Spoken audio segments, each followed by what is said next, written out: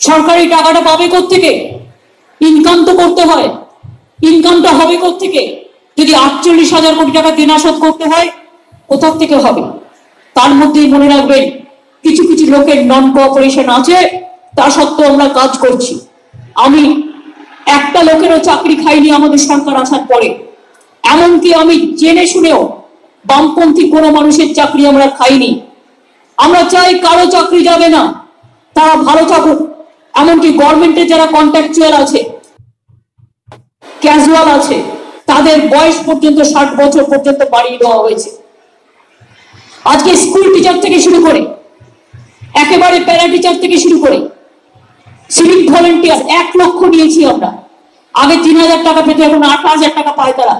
আস্তে আস্তে 10% তারা হোমগার্ডে ঢুকে যাবে আস্তে আস্তে ভালো কাজ করলে। এইভাবে আইসিডিএস বলুন, আশা বলুন, আমরা মাইনে বাড়িয়েছি। প্রাণী বন্ধুরা পেত 400 টাকা, তাদেরও 1,500 টাকা করা হয়েছে। এইভাবে মনে রাখবেন, প্যারা টিচার, কন্ট্রাকচুয়াল টিচার, তাদেরটাও বাড়ানো হয়েছে।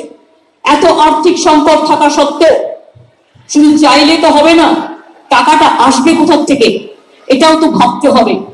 2 টাকা কিলো চাল দিতে গিয়ে কয়েক হাজার কোটি টাকা আমাদের সাবসিডি দিতে হয়।